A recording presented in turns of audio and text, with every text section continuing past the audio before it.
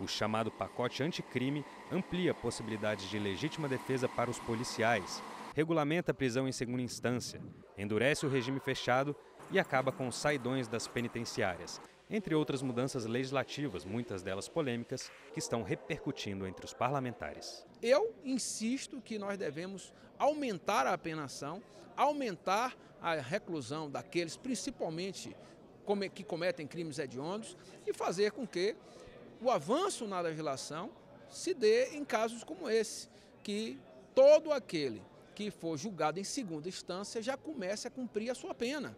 Eu sou a favor e acho que nós temos que endurecer cada vez mais a legislação penal. Esta prisão de segunda instância é só para casos não violentos e que a pessoa pode ser absolvida no STJ. Tem muitos casos de pessoas que foram condenadas em primeira instância, condenadas em segunda instância e absolvidas no STJ por erros judiciais.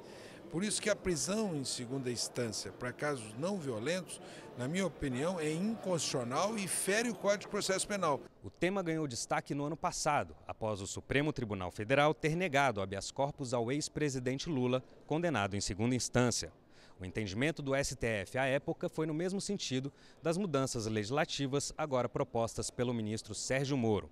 Mas para o deputado Alex Manente, autor de uma PEC que também trata do tema, mas que foi arquivada, essa regulamentação deveria ser feita através de emenda constitucional e não por projeto de lei. Por isso, o deputado já pediu o desarquivamento da matéria. O PL é importante, mas ele não resolve o nosso problema. Nós temos uma questão fundamental, que é inserir na Constituição a prisão em segunda instância.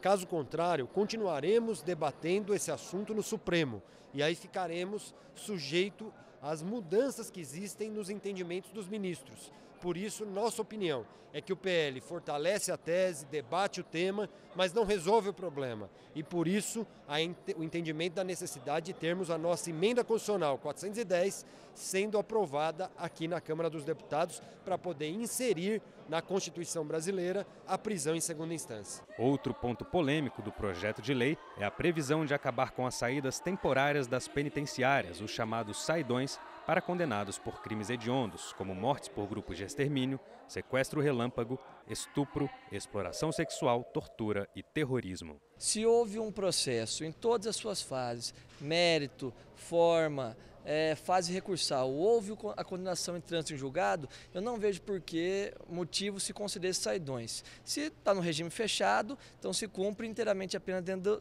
da penitenciária. Se está em regime semiaberto, sai para trabalhar e volta. Então cada um cumprindo de acordo com o seu regime. Eu vejo que isso fragiliza o sistema de segurança no país e coloca uma sobrecarga maior ainda sobre o setor policial, que vai ter que acompanhar esses presos quando estão fora das penitenciárias. O pacote anticrime do governo também prevê que, nos casos de ação policial excessiva, o juiz poderá reduzir a pena pela metade ou mesmo deixar de aplicá-la, caso considere que o policial agiu por medo, surpresa ou violenta emoção.